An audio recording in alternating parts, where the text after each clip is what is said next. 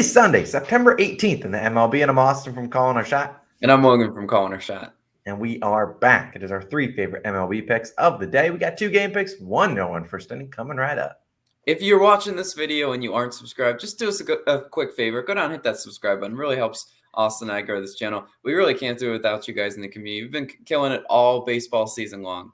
And we're 500 subscribers away from 38K. Let's go get that done. Let's recap yesterday. I know everyone wants to be talking about NFL. We have those videos live, but let's recap yesterday. Red Sox Royals over 9. Shout out the Royals. They scored all 9. The Red Sox couldn't get you one, Logan. That's just disappointing. Diamondbacks first 5 money line. I mean, Gatlin pitched all right. They just didn't score a single run. So you aren't going to cover a first 5 money line if you don't score. And then Angels, Mariners, no one first inning. Ohtani gets us 3 outs. And then Brett rips our heart out in the bottom of the first. But that's just how it goes. A weird day on the baseball diamond. But we're going to keep getting back into it. We appreciate you guys for coming out to these videos. We know all the OGs that are watching on Sundays. We appreciate you. We know a lot of people are dialed into the NFL, as are Logan and I. We have those videos. Those are already live. Our NFL Week 2 best bets, our player prompts that we really like, our parlays. You can go check those videos out. They'll be linked at the end of the video. But we got one new All-Star, Corey Freeman. Appreciate you for supporting the channel. Logan, it's Sunday. Let's give the people some winners.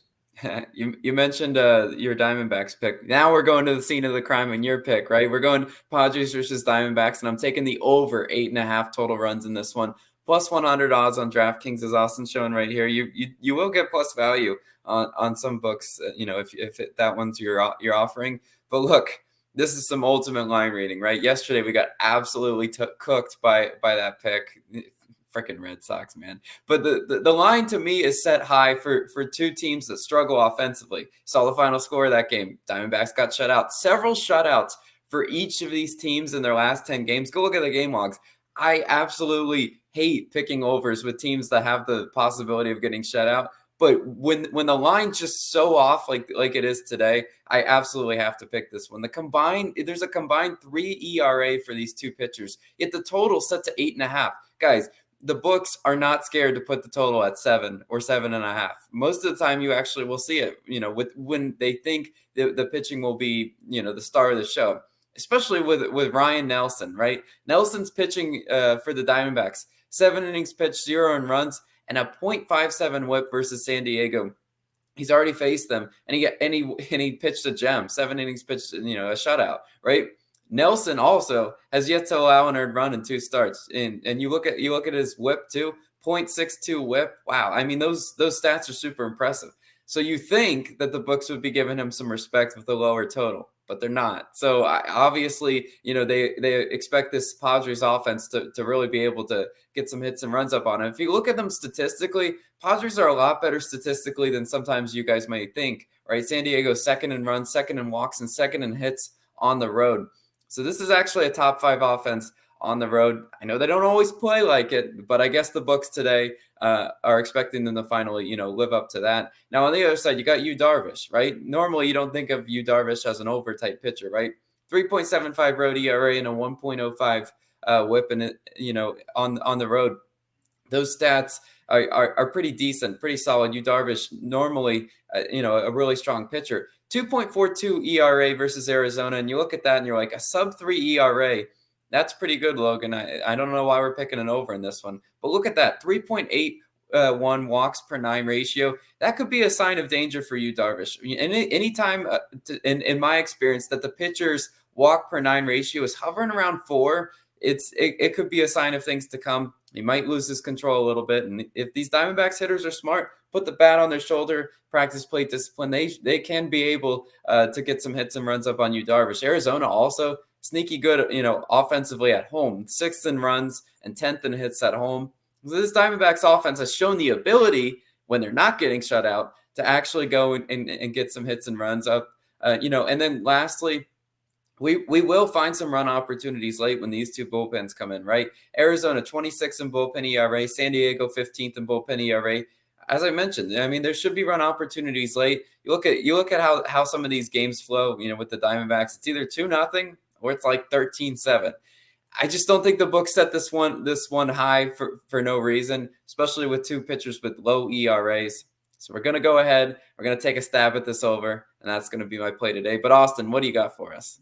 So I meant to mention at the top of the show that we will have 2 videos live later on tonight, probably closer to halftime of Sunday Night Football, because there's 2 Monday Night Football games. So definitely check those out when you're going to bed. But let's talk about my favorite play. I'll be going the Mets-Pirates game, and I'm taking the Mets team total under. Yes, you read that right. Under 4.5 runs. It's -110 on FanDuel Sportsbook. You can see all the books are at the same. I don't know what the heck Caesars is doing, juicing to -143. But hey, go crazy. It's Sunday morning. They're drinking their orange juice. Now let's talk about who's on the mound for the Pirates. We got Johan Oviedo. Now, he's a 3.34 ERA, a 1.34 whip. He's been all right this season. He's not normally a guy that's going to be, pitching too far into games. He's mostly been a reliever, but they turned him into a starter recently. And in his one appearance versus the Mets, when they kind of said, all right, fine, here's your first start, he went 1 inning, 1.2 thirds innings pitched and gave up 4 earned runs.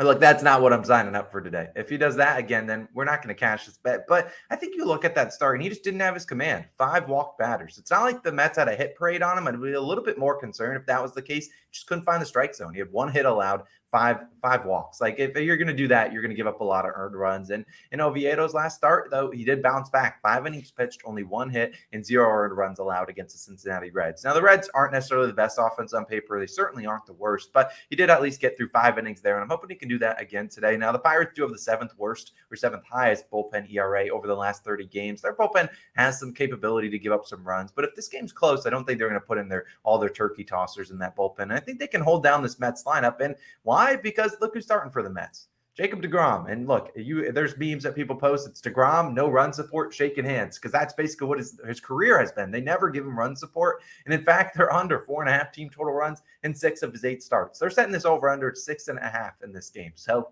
they aren't expecting, obviously, deGrom to give up a bunch of runs. They're not expecting the Pirates to just give up 7 runs on their own either. So I do think that both teams are going to pitch pretty well. And, and look at, 6 of 8 this year. You look at last year, they were under 4.5 runs in 12 of his 15 starts. He never gets run support. And look, I'm looking at the money line for this game, and the Mets are -500 on some books. When some people lay that -500 juice, which I'm not saying you should, those wins are never easy. Those are always like 2-1 and like the bottom of the 8th. You're like, please, no. And that's just what it is. So I really do think that the Pirates have a chance here to at least keep them under this team total. I mean, it's 4.5 runs, scoring 5 runs, especially if it's only in 8 innings of game. I think it's possible. I think the Pirates certainly have a chance. It's a Sunday. The underdogs are always barking on Sundays. Plus, the Mets could rest. I mean, they're planning to go for a long World Series run. They could rest some guys today. So we could see maybe Pete Alonso or Lindor or other guys not in the lineup. That's what it seems like to do on Sundays. So I really like the Mets team total under 4.5 runs. I think it's a pretty good one. 5 runs. It's a lot to score in a game, and I think they can certainly get that done. So we're relying on that as my favorite play of the day.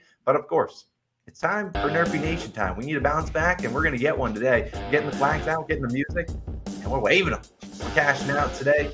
Today we got an interesting one. I think we got a guy that's treated us very nicely all year long. Treated a lot of you guys nicely too. And we were going to the Marlins and Nationals. No on first inning. It's a little juice. It's -129 on Barstool Sportsbook. A couple other books a little bit more juice. Caesars your next best option at -130. DraftKings naturally -155. We're not all surprised by that. But let's talk about who's on the mound for the Nationals. Anibal Sanchez, 8-3 on no on first innings, 4-1 at home.